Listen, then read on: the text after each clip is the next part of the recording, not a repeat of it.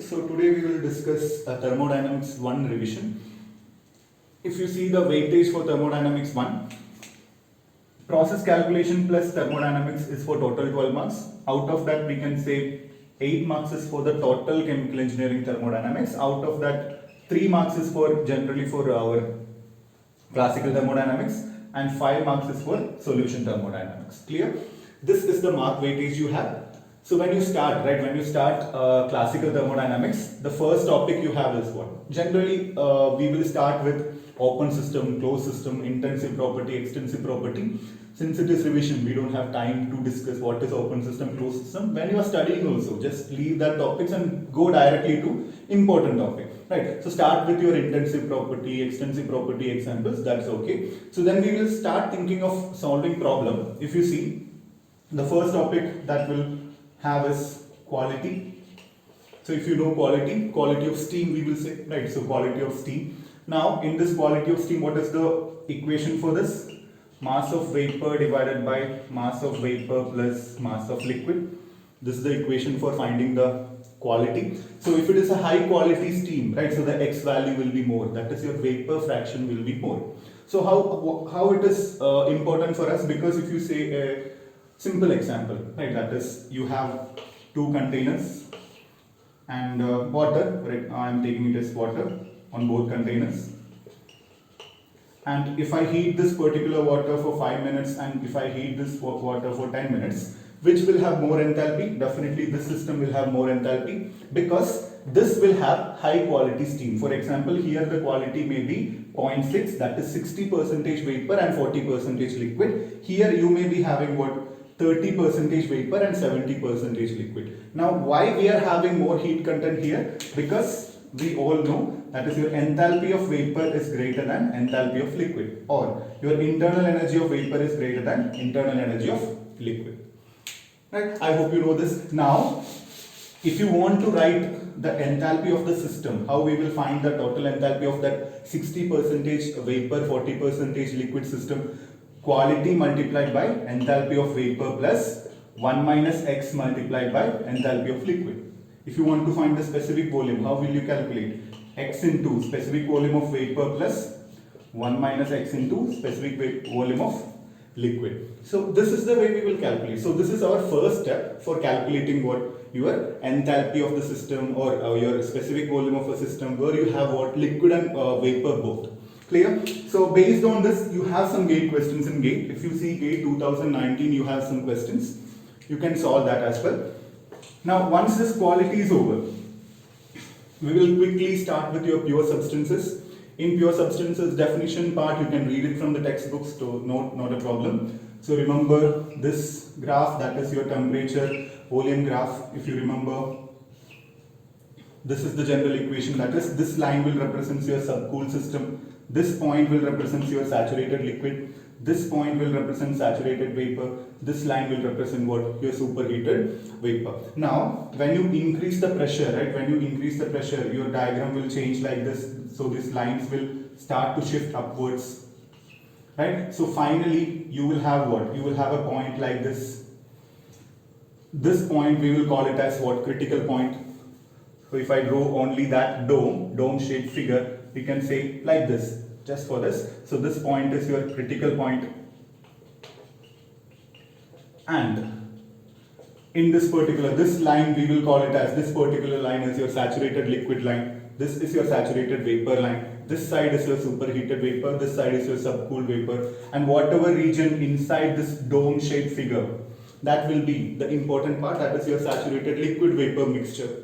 Right? Almost all of our problems will be in that particular region. Clear? So this is your TV diagram. Same way you will have the PV diagram as well. You have to go through the PT diagram as well. Clear? So these are the three topics you have, right? So these are the three topics. So now what is the significance of the critical point? Clear? Significance of the critical point is, generally we will say your ideal gas, that is gases will behave ideally at low pressure and high temperature. So whenever we say low pressure and high temperature, what is the basis? Right? What is the basis in the meaning? That is, if I am saying it is low pressure, there should be some reference, right? Without a reference, how can we say that a particular thing is low or high? right? If I'm saying high temperature, there should be a reference. So that reference point is your critical point. I hope that is clear.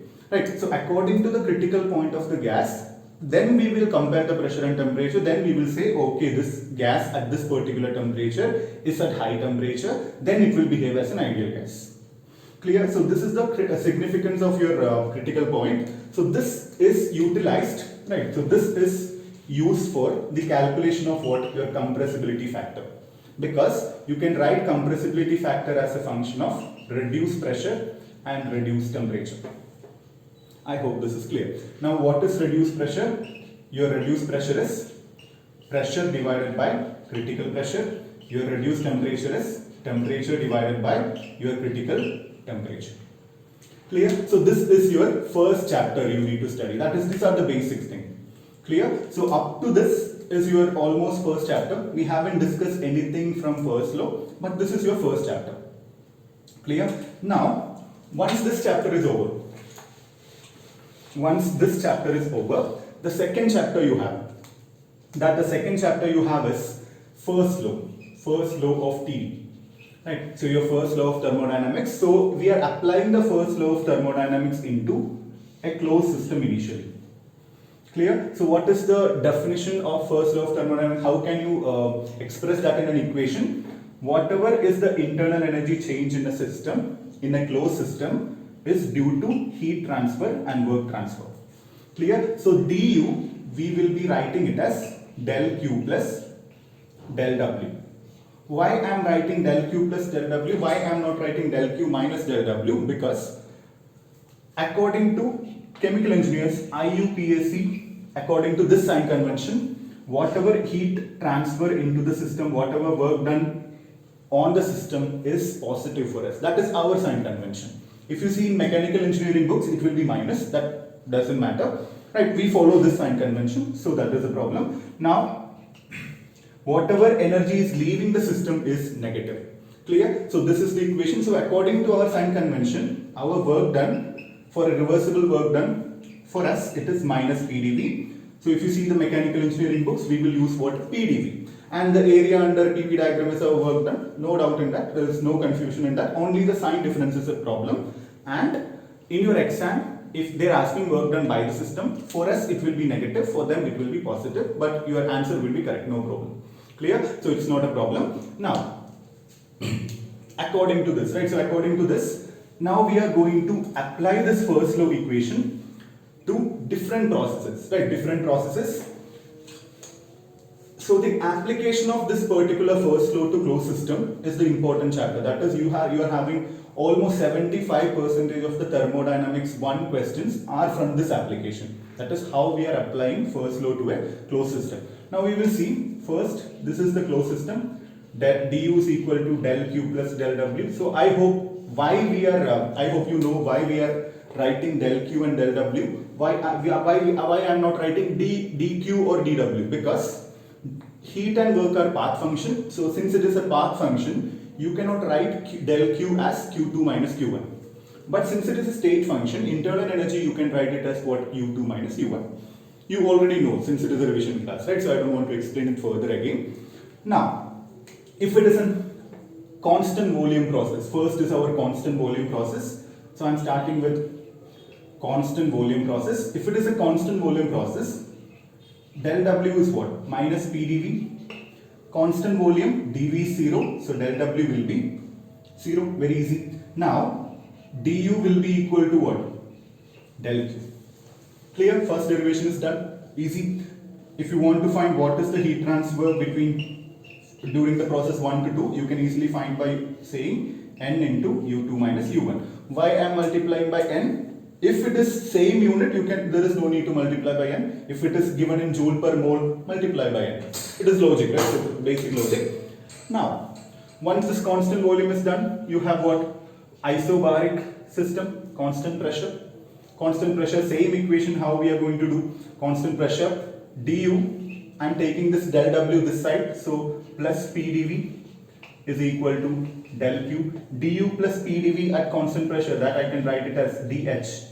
So you have dH is equal to del Q. So whatever heat transferred for a constant pressure process is equal to N into delta H, that is H2 minus H1. You can use that equation as well. Now we have two more equations. If it is an ideal gas, right? If it is an ideal gas, we can use for every processes, we can use du is equal to Cv dt, dH is equal to Cp dt for ideal gases, every process, right? If it is isothermal or adiabatic, every process, ideal gas, if it is an ideal gas relation, you can use these two equations. Why? Because your internal energy and enthalpy is a function of only temperature for ideal gas. Clear? So that is another point, right? That is another point. Now once we finish constant volume and constant pressure, just now I have discussed, so constant volume and constant pressure is over, so next will be what? Isothermal. So what will be the isothermal case derivation? You will start with again du is equal to del Q plus del W. What is the change here? Isothermal, if it is an ideal gas, du will become what? 0, because isothermal, temperature is constant, so Cv dt will be 0. So we can write del Q is equal to what? Minus del W. Simple. Now, if you want to find the heat transfer, right? If you want to find the heat transfer, you have to find what? Work. So for calculating this work, you have this equation minus PdV. That is, whatever work is transferred during an isothermal process is equal to integral of 1 to 2 minus PdV. If it is a constant pressure process, you can easily take the pressure outside and write what?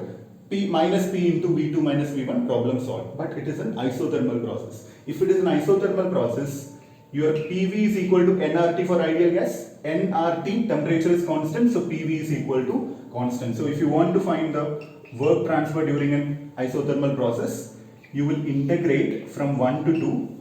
Instead of P, we will substitute what? C by V TV. If you integrate, you will get what? What is the work done? Minus C into ln of V2 by V1. So this is your general equation. Right? This is your general equation for work transfer. Now, always, right? So always remember, in your gate, they may not be giving you always the value of V2 by V1. Right? They can give you different. So according to this given value, you have to change this equation. So how can you change this equation? Changing equation is very simple. You know PV is equal to constant. So I can write P1 V1 is also equal to constant. P2 V2 is also equal to constant. And nRT is also equal to constant. So instead of the C, you can either substitute P1 V1, P2 V2 or nRT. Now you have P1 V1 is equal to P2 V2. So can I write V2 by V1 is equal to P1 by P2? I can write like that also. So ln V2 by V1, instead of that I can write P1 by P2 as well. Clear? So according to the question, according to the given value, you should be able to change this equation. Simple. Right? So always in these kind of questions, write the given value first, then check which equation you can use. Right? So if you have any confusion at the time of the exam, that is whether it is V1, V2, P1, P2, any problem, you should be able to derive it. That is the importance of what? This derivation. Clear? I hope that is done. This is what? This is isothermal. Right? This is isothermal. Now you have what? You have adiabatic. Adiabatic. Again, first law. Adiabatic system. Del Q plus del W. Adiabatic, what is the speciality? Heat transfer is 0. So du is equal to del W. If it is an ideal gas, for du, you have this equation as well. Cv dt. Any equation you can use. Now if you want to find this, always they may not give you Cv and T1, T2. If Cv is not given, T1, T2 is not given, how can you find the work done? So for finding the work done, you can use again this equation, PdV. Here work transferred between 1 to 2 is integral of 1 to 2 PdV. In isothermal we substituted C by V, but in adiabatic you cannot substitute that because you know PV power gamma is constant, where gamma is Cp by Cv. So substitute P is equal to C divided by V power gamma, then you will get the equation. Right? So I hope you remember the equations when you derive this. 1, 2 is equal to, we will be writing P2 V2 minus P1 V1 divided by gamma minus 1. Clear? So this is the equation, right? If you multiply minus inside, sometimes you may get P1, V1 minus P2, V2, no problem, whatever, right? You may be getting minus plus, that's the only difference. Now, the same equation, you will be able to write it as NR into T2 minus T1 divided by gamma minus 1. You have one more equation now. Clear? So this is the equation. Clear? So these equations we have to remember, right? So this is the equation. Now, again, sometimes you may not have these values. If you don't have these values, by using these equations, that is P1, so from this P1 V1 gamma is equal to P2 V2 gamma. So from this you can write the equations for what? V1 by V2 is equal to, in terms of P1 and P2 you can write. And again, if you want another relation, you have what? du is equal to Cv dt is equal to minus Pdv. Instead of minus P, you can write what? RT by V. Take this T this side, so you are getting what? Cv into dt by T is equal to minus R dV by V. Clear? So you have what? Cp minus Cv is equal to R. This is one equation you have, right? Cp minus Cv is equal to R. Now if I bring this Cv this side, you need what? Now an equation for R by Cv. So if I substitute by Cv here, this term will become gamma minus 1. This will become R by Cv. Clear? So when you substitute this, now you have a relation between what? T2 T1 and V2 V1. If you have an equation for temperature and volume, that you can equate with what? Pressure also.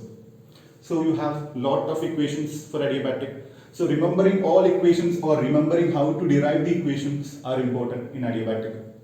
Clear? So this is the application of, right, this is your total application of first law to the closed system. I hope that part is clear, right? So always remember all the equation, or you should know how to derive it, right? Sometimes if they ask, you should be able to derive it. Now, this is the end of what your closed system. Now, in closed system you have a small topic called free expansion. If you remember, what is the meaning of free expansion? You have a closed system. We have two compartments. In one compartment you have a gas. In second compartment you have vacuum. So I am saying the gas is initially at pressure T1, temperature T1, the volume is V1, everything. Now this particular cabin is completely insulated. Right? So in your question, right, what they will be asking will be, if you remove this particular barrier, right, this gas will fill against the vacuum. Right, this gas will fill against the vacuum, so your volume will become V2, that will fill the entire space. Pressure P1 will become P2. Right, so now you want to find what will be the final temperature. Right, what will be the final temperature after the free expansion. So you already know, since it is an insulated container, del Q for the closed system will be 0. Now, since the gas is filling against the vacuum, right, it is filling against the vacuum, so your del W will also be equal to 0. So what is your first law? du is equal to del Q plus del W. So del Q is 0, del W is 0, so du will also be 0. If it is an ideal gas, this U is only a function of temperature. So since du is 0, we can say your initial and final temperatures will be same if it is an ideal gas. I hope that part is clear. Right, we will say the initial and final temperatures are equal if it is an ideal gas. Clear? Now if it is a real gas, right, if it is a real gas, what will be the change? If it is a real gas, which is having free expansion, the major change will be your work done will not be equal to 0, because for real gases we will consider what? The intermolecular attraction, or we have to consider the molecular volume as well, right? So your del W will not be equal to 0. Then what will happen, right? Then what will happen? Your internal energy will not be same, or we can say your temperatures will not be same. So obviously what will happen to the temperature? When you have an expansion, your temperature will decrease, so you will have a cooling. The gas will be cooled. So Ti, for real gas, Ti will be greater than Tf. Right, so meaning is what? Cooling. Right, it will be cooling. I hope this part is also done. That is your free expansion. Now, right, once this is done, you have what? Open system. In open system, that is, if you are applying first law to an open system, same two heat transfer and work transfer will be there for open system. Only change this system has with a closed system is you have a mass flow rate out, you have a mass flow rate in, like a pipe.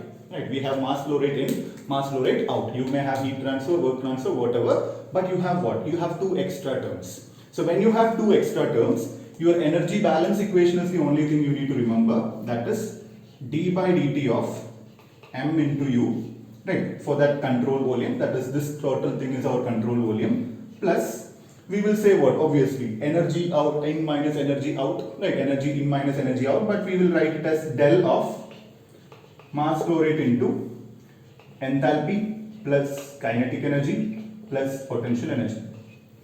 Now what is this term? This term is nothing your flow of a, energy of a flowing fluid. This is the total energy of a flowing fluid, because this fluid when it comes in, that has this much energy. So del meaning is what? Outlet minus inlet. So the flowing energy of the outlet minus flowing energy of the inlet. That is the thing. Clear? Now this will be equal to what? Q plus W. Right? This will be equal to Q plus W. This is the general equation for what? Open system energy balance. If it is a steady flow device, you can cancel this d by dt term. If the kinetic energy is 0, you can cancel this. Potential energy is 0, you can cancel this. If it is an insulated system, you can cancel this. If there is no work done, you can cancel this. Clear? So according to the conditions given, you should be able to cancel this. Right? So I hope you remember this as well. Now, if you remember, there is a question in GATE. Right? If you remember, there is a question in GATE, that is, you have a container. Right? You have a container, and that container is insulated. Right? This is the container, and the container is insulated. And they are saying, initially we have vacuum inside this container. Now, a gas is filled against this vacuum. We have a gas line, and a gas is filled against this vacuum. Clear? And they were asking what is the relation. So this is a kind of what? Free expansion, but this is not a closed system, this is an open system. Right? This is not a closed system, this is an open system. Now your question was, I don't remember the question, but they were asking the relation between what? Relation between initial and final temperature or something. Clear? So the pressure was coming in like this was the question. Now, when we solve this particular question, if you remember, right? When we solve this particular question, you were finally getting your final internal energy, right? Your final internal energy is equal to inlet enthalpy. Clear? This was the thing you will get once you derive the complete equation. So logically, what is the meaning? Right? Logically, what is the meaning? Initially, you don't have anything inside this. That is, initially your internal energy is 0 because this is vacuum. Right? Because this is vacuum. Now, whatever is the final internal energy, that will be due to what? Whatever gas is coming in, its enthalpy. So inlet enthalpy of the gas will be equal to what? Your final internal energy. Because initially we were having vacuum. Right? Initially we were having vacuum. So this is the meaning. Clear? So if you remember, then we have done what? UV we can write it as CV into T2. HI I can write it as what? CP into Ti, that is inlet temperature. Then Cp by Cv is equal to gamma. So you can write T2 is equal to gamma times T inlet. This was the question, I guess. Right. So based on this also you have some questions. So that also you can go through. So if it is a GATE question, sorry, I remember this is a GATE question. This question is from what? Your Smith and Magnus book, right? So it is given in your KV Narayanan book as well. So they have asked question previously directly from textbooks as well. Clear? So that also you can remember. So this is your first law, right? So first law chapter is also over. Now what we have is second law, right? Second law. In second law, basic thing you have is what? You have a heat engine. Clear? You have a heat engine, and there will be heat will be taken, and we will, so for example, you have a high temperature source, and a low temperature sink. So out of the QH, how much we are able to convert it into work, that is the question, right? How much we are able to convert it into work. So you have the efficiency of a heat engine is equal to what? You know, out of this QH, how much we are able to convert it into work. We can never convert 100% of the heat to work. So based on this, you will be writing what? QH minus QL divided by QH. Then you have what? 1 minus QL by QH. I hope this is okay, right? So this is your efficiency of a heat engine. Now if it is a Carnot cycle or a Carnot heat engine, right? What is the meaning of Carnot heat engine? It is your reversible heat engine. If it is a reversible heat engine, this same equation you will be able to write it as 1 minus TL by TH. Clear? If it is a Carnot heat engine, you will be able to write this as 1 minus TL by TH. Clear? That is, instead of QL by QH, you will be able to write it as TL by TH. Now, what is the change if it is a refrigerator? If it is a refrigerator, only changes, you will take this QL, right, and we will reject this QH outside by using a work input. This is the only difference if it is a refrigerator. So, instead of efficiency, we will call it as COP of a refrigerator. So what is the objective of a refrigerator? We need to take as much QL as possible from the given work input. Same thing. So what will be your equation for COP? That is, instead of QL divided by this work input, you will be writing QH by QL, and you can do the following. Now, if it is a heat pump, what is the change? Same diagram for refrigerator or heat pump, same diagram, only changes. Instead of QL, in a heat pump, your objective will be QH. So we will be writing what? QH divided by QH minus QL. Clear? So this is the COP of refrigerator, this is COP of heat pump, you know the efficiency of heat engine. That will be your almost second chapter. Clear? So that will be the end of your complete second chapter. Now, once this second chapter is over, you have a small topic, entropy, right? Because we study more about entropy in your Thermo 2, right? In detail, in equation, right? Maxwell relation, etc. But we need the definition of entropy. So how are we defining entropy? If you remember the Clausius inequality, we are starting the inequality from this. We are starting with this one. Del Q by T is less than or equal to 0. Remember, this inequality will become equality if we define this for internally reversible system. Right? If we define this for internally reversible cycles or reversible cycles, anything. Now, when they analyze this, they have found something. Right? They have found some property whose cyclic integral is equal to 0. For example, what is the meaning of a cycle? This is a cycle, right? 1 to 2, 2 to 1. So cyclic integral of your volume change will be what? 0. For a cycle, volume change is 0. For a cycle, enthalpy change is 0. So same way, you have some property here whose cyclic integral is equal to 0. So that property, we have defined it as what? Entropy change. That is, we will say it as ds. We have some property whose cyclic integral is equal to 0. So once you get this, you can find the entropy change, that is S2 minus S1. You can find it from the integration of this particular equation through an internally reversible path. This is the first point. Right? So no matter what, if it is a reversible process, irreversible process, if it is for a cycle, your entropy change will be 0. Because entropy is a property. Right? For a cycle, the entropy change will be always 0 because S1 minus S1 for a cycle. So that value will be 0. Clear? Once we do this, right? Once we do this, we have what in your textbooks? We have a principle called increase of entropy principle. If you remember, 1 to 2, 2 to 1. So I am defining 1 to 2. It is a I can take it as reversible or irreversible, I am not fixing it. But 2 to 1, I have fixed it as internally reversible. Clear? 2 to 1 I have fixed. Now,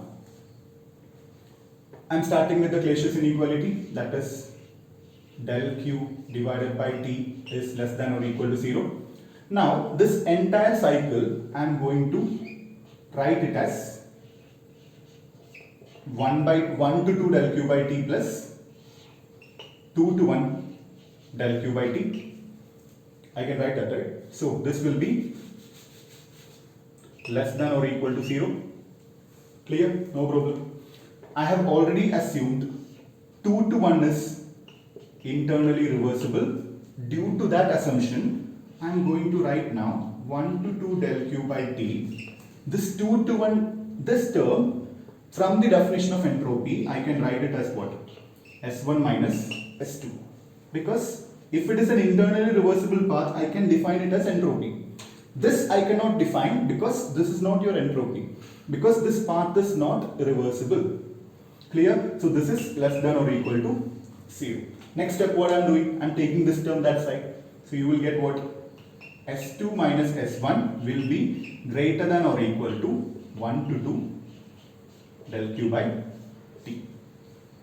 Clear? So where we have started? We have started with this 1 to 2, 2 to 1.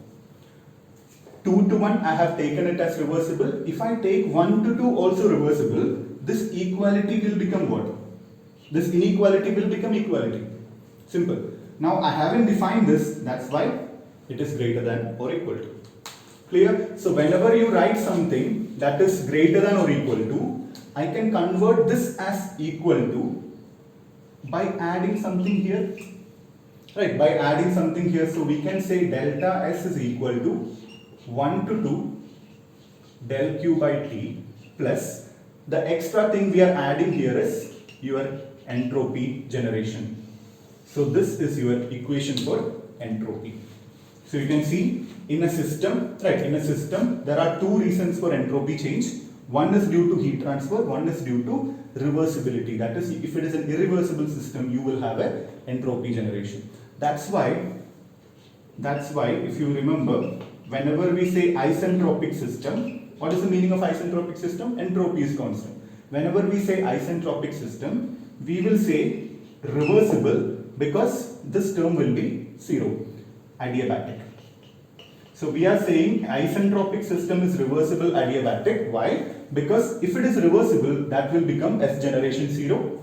If it is adiabatic, that will take del q by t 0. I hope that part is easy. Okay. Clear? So reversible adiabatic is isentropic because these two will cancel out and delta S will be equal to what? 0. If delta S is equal to 0, meaning is what? Entropy is constant. I hope that part is also okay. Clear? So this is about your entropy, right? So basic entropy things. Clear? I hope that part is also okay. Now, if it is, another important thing, if it is an isolated system, right? If it is an isolated system, what is the meaning of isolated system? If it is an isolated system, what happens? Isolated system means no heat transfer. This will be 0, so we can say delta S for an isolated system will be equal to S generation, or I can write it as greater than or equal to 0. It will be equal to 0 if it is a reversible process. If it is an irreversible process, it will be greater than 0. Clear? Then you have what? You have some derivation based on entropy, how to find entropy for ideal gases. So go through that. Right? That part is also there, right, in your syllabus. So that you can study what are the two equations there for calculating entropy change for ideal gas. So go through that as well. Then what you have is,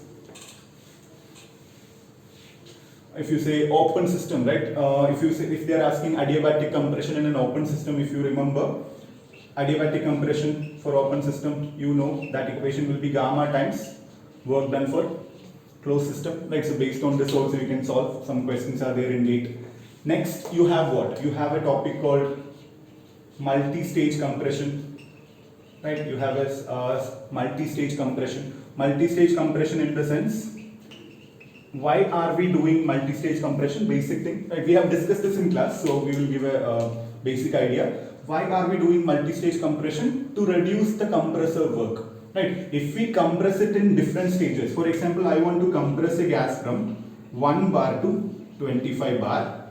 So instead of compressing it at a time, I am going to compress it with three different stages, right? By using multiple stages. So whenever we do multiple stage compression, our multi-stage compression, our aim is to reduce the compressor work. That is, if you want to compress something, we need to supply some energy, right? That energy should be very less. That's the meaning of what multi-stage compression. For achieving that, what we are doing is, we are using a heat exchanger called intercooler. That is, during each stage of compression, right? During each stage of compression, we are going to cool that particular gas, right? We are going to cool that particular gas. For example, I am saying, if I am compressing from 1 bar to a pressure Px, then from Px to 25 bar, then after this compression, after the first stage of compression, obviously, if initially I am having a temperature 300 Kelvin, means during compression my temperature will go up, right? During compression my temperature will go up. So what I will do is, I will pass the gas through an intercooler and I will cool that particular gas back to 300. So that will happen in each it will happen during each stages of compression. So that what will happen, right? That will reduce your compression work. Clear? And you have an equation, right? You have an equation for finding this optimum interstage pressure, that is calculated by this equation, right? For example, 1 to 25 bar, the optimum interstage pressure is 5. Clear? That is another equation. Now, for calculation of work done, right? For calculation of work done for multi-stage compression, you have the equation in the textbook, right? I hope you remember. N into gamma into RT divided by gamma minus 1 multiplied by CR, gamma minus 1 by gamma minus 1. What is CR? CR is P2 by P1 power 1 by N. I will explain everything. So you can see CR is the compression ratio, P2 is the final pressure of compression, P1 is the initial pressure for compression, N is the number of stages, how many number of stages are there for compression. Now gamma, you know, Cp by Cv, again N is same. T is the initial temperature of compression. If you want, you can take it as RT1, right? So no problem. And your answer will be coming it as joule per mole. So multiply by mole if they are asking in joule, right? So that kind of things you can do. And this is the last topic of what? Multi-stage compression. That is, this is the last topic of your thermodynamics 1. So prepare well, right? Accordingly. So this is the end of your thermodynamics 1 revision. Thank you.